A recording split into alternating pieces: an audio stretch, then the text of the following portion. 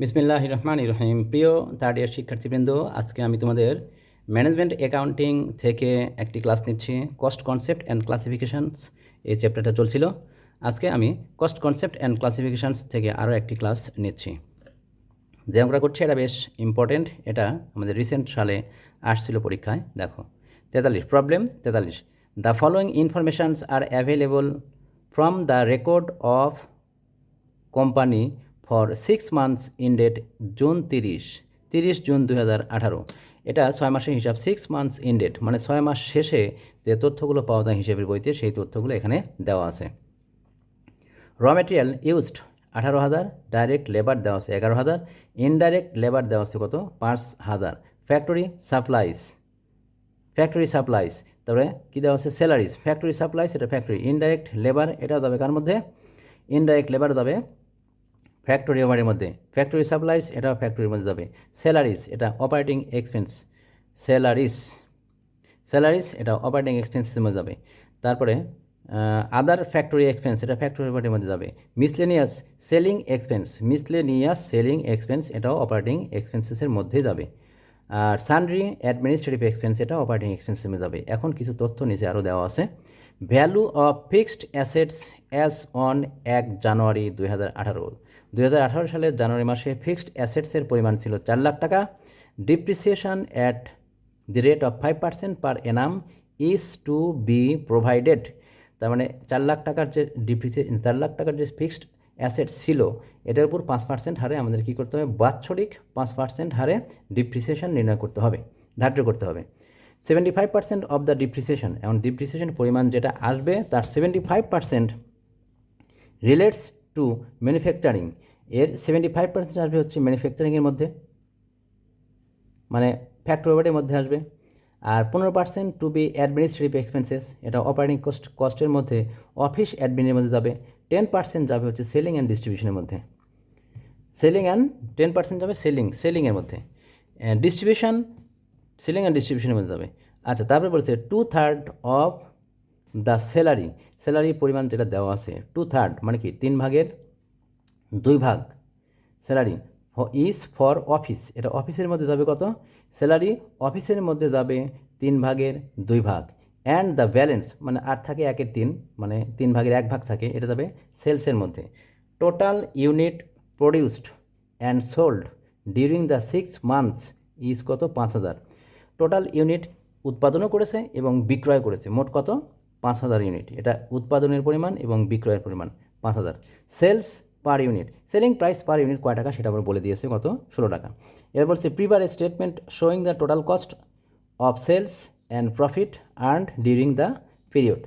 এখন আমাদের একটু কস্ট শিট তৈরি করতে হবে যেখানে প্রফিটটা দেখাতে বলছে ওই বছরের।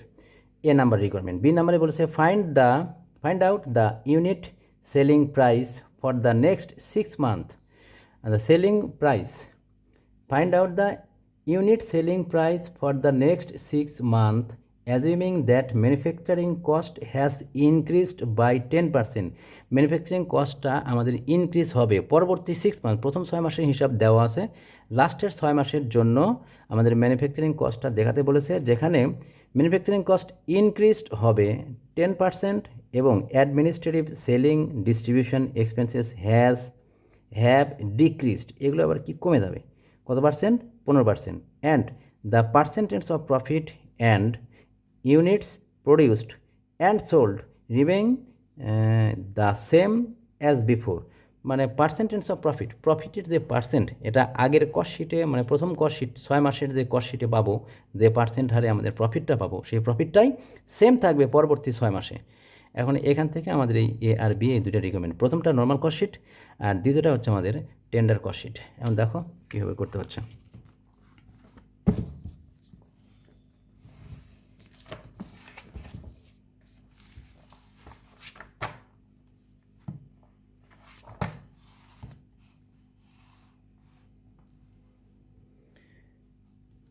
প্রবলেম 43 সলিউশন করছি। Solution requirement a manufacturing company, requirement a manufacturing company cost sheet for 6 months ended 30 June 2018।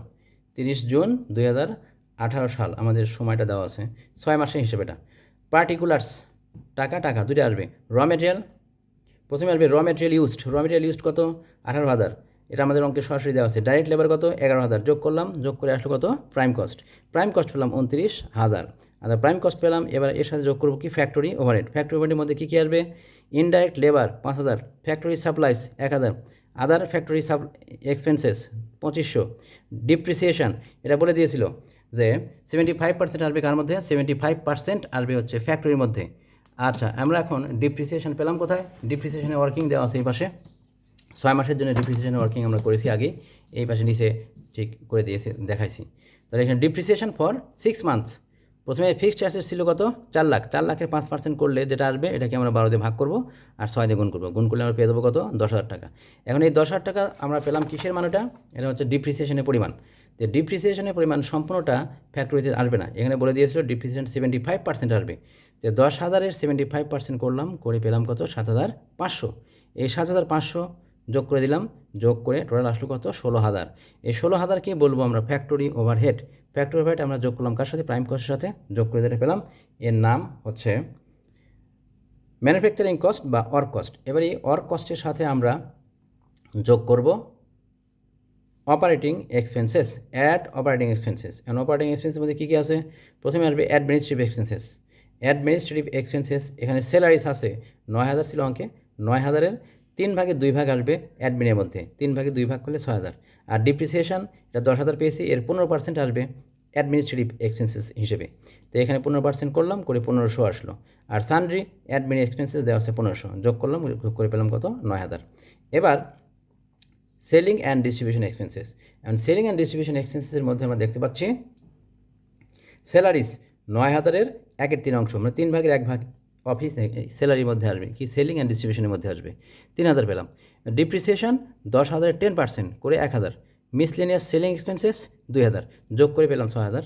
এই 9,000 আর 6,000 যোগ করে 15,000, এই 15,000টা আমরা যোগ করবো কার সাথে, উপরে পেয়েছি ওয়ার্ক কস্ট 45,000, এই 45,000-এর সাথে যোগ করলে আমরা পেয়ে যাবো কত 60,000, এটা কি টোটাল কস্ট। তাহলে টোটাল কস্টের পরিমাণ পেলাম 60,000। এবার সেলসের পরিমাণ আমাদের বলে দিয়েছে 5,000 ইউনিট বিক্রি করে প্রতি ইউনিটের দাম কয় টাকা, 16 টাকা। তাহলে 5,000 গুণন 16, 5 16 80,000 টাকা পেলাম। 80,000 টাকা হচ্ছে সেলস, আর টোটাল কস্ট হচ্ছে 60,000। 80 থেকে 60,000 বাদ দিলে পেয়ে যাচ্ছে 20,000, এই 20,000টাই হচ্ছে আমাদের প্রফিট। প্রফিট পেয়ে গেলাম। প্রথম রিকোয়ারমেন্ট যেটা চেয়েছিল প্রফিট পর্যন্ত নির্ণয়, সেই প্রফিট পর্যন্ত আমরা করলাম। এখন আমরা 2 নম্বর রিকোয়ারমেন্টটা করছি, এবং 2 নম্বর রিকোয়ারমেন্ট করার আগে প্রফিটের যে রেট, সেই রেটটা আমরা বের করে নিচ্ছি। Working to percentage of profit on sales, profit by sales into 100, এখান থেকে প্রফিট বাই সেলস ইন্টু 100 করে কত পেলাম, প্রফিট বাই সেলস ইন্টু 100 করে 25% পেলাম। আচ্ছা এখন আমরা statement of selling price per unit, এখন আমরা সেলিং প্রাইস পার ইউনিট কত এটা আমাদের বের করতে বলেছি রিকোয়ারমেন্ট 2-তে, এবং সেলিং প্রাইস পার ইউনিটটা আমি দেখাচ্ছি। পার্টিকুলার প্রথমে ম্যানুফ্যাকচারিং কস্ট বলে দিয়েছিল 10% ইনক্রিজ হবে, তাহলে ম্যানুফ্যাকচারিং কস্ট আমরা আগেরটাতে পেয়েছি 45, আগের কস্ট শিটে পেয়েছি 45,000, তাহলে 45,000 প্লাস 45,000 10% করলাম, যেহেতু ইনক্রিজ বলেছে 49,500। অ্যাড হচ্ছে অপারেটিং এক্সপেন্সেস, এবং অপারেটিং এক্সপেন্সের মধ্যে ছিল হচ্ছে অ্যাডমিনিস্ট্রেটিভ এক্সপেন্সেস, এটা আবার ডিক্রিজ হয়েছে 15%। তাহলে আগের আমরা দেওয়া আছে আগের কস্ট শিটে 9,000 টাকা ছিল অ্যাডমিনিস্ট্রেটিভ এক্সপেন্সেস, এটা 9,000 ইন্টু 9,000-এর 15% করে পেলাম এত। আচ্ছা সেলিং অ্যান্ড ডিস্ট্রিবিউশন এক্সপেন্সেস এটাও 15% ডিক্রিজ হয়েছে, এটাও আমরা বাদ দিলাম, বাদ দিয়ে আমরা এখন পেলাম কত 5,100। এই দুইটা অ্যামাউন্ট যোগ করে পেলাম 12,750, এটাকে বলবো আমরা টোটাল অপারেটিং এক্সপেন্স। এটা যোগ করবো কার সাথে, ম্যানুফ্যাকচারিং কস্টের সাথে, যে টোটাল কস্ট বা টোটাল কস্ট পেলাম কত 62,250। অ্যাড প্রফিট, এর সাথে আমরা এখন প্রফিট যোগ করব, যেহেতু সেলসের উপর প্রফিট, তাই আমরা কি করব, কস্টকে গুণ করব 25 দিয়ে, আর 100 মাইনাস 25 দিয়ে ভাগ করব, করে পেলাম কত 20,750, এটা হচ্ছে প্রফিটের পরিমাণ। যোগ করে পেলাম সেলসের পরিমাণ 83,000, এই 83,000 আসলে আমাদের টোটাল সেলসের পরিমাণ। এখন সেলিং প্রাইস পার ইউনিটের সূত্র হচ্ছে সেলস ভ্যালু বাই হচ্ছে সেলস ইউনিট টাকায়। এখন দেখতে পাচ্ছি 83,000 ছিল আমাদের সেলসের পরিমাণ, আর সেলিং ইউনিটের পরিমাণ ছিল, তো সেলস ইউনিট ছিল 5,000, ভাগ করলাম, ভাগ করে আমরা পেয়ে গেলাম কত 16.60, এটা হচ্ছে আমাদের সেলিং প্রাইস পার ইউনিট। আজ এ পর্যন্তই, সবাই ভালো থাকো, আল্লাহ হাফেজ।